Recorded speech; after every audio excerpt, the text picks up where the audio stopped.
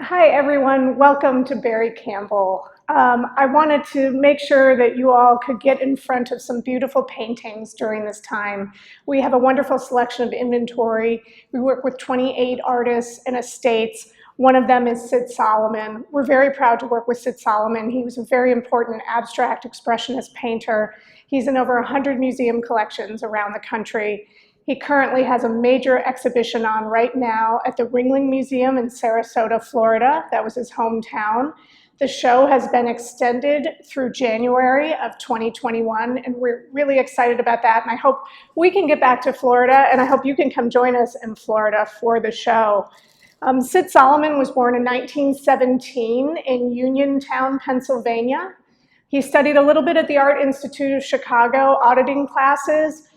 But he heard what was going on in World War II, and as a young Jewish man, he heard about Kristallnacht, and he decided to join the US Army to fight against the Germans on his own accord. This was before Pearl Harbor. So Syd joined the war, and he was enlisted into the aerial camouflage battalion. So he designed aerial camouflage and did manuals for camouflage.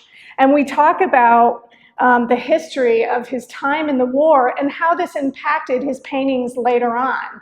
So Syd fought in the Battle of the Bulge. He wasn't just an artist in doing the camouflage. He actually fought on the front lines of the war. He was awarded 5 Bronze Stars. He came back after fighting in the Battle of the Bulge and had frostbite in his feet. So he had to settle in a warm climate, and that's how he ended up in Sarasota. Now in this exhibition catalog, Dr. Gail Levin talks about why Syd Solomon missed a lot of what was going on in the New York art scene. Jackson Pollock, Willem de Kooning, all these guys were in New York in the late 1940s working on their art careers while Syd Solomon was fighting in the war. So Syd had to start his career in Sarasota. He lived back and forth between Sarasota and East Hampton and began to get a name for himself. He showed with the great Berry Gallery, sold many paintings to Joseph Hirshhorn.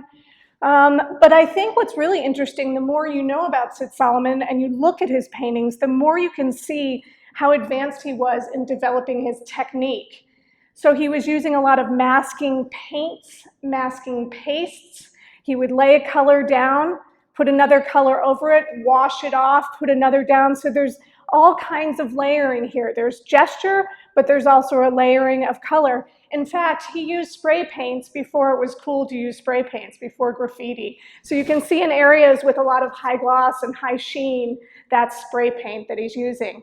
There's much more in this fabulous exhibition catalog. It's 96 pages with essays by Michael Opping, Gail Levin, George Bulgy, Mike Solomon, the artist's son.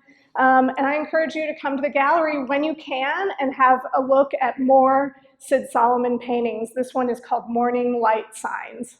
Thanks so much.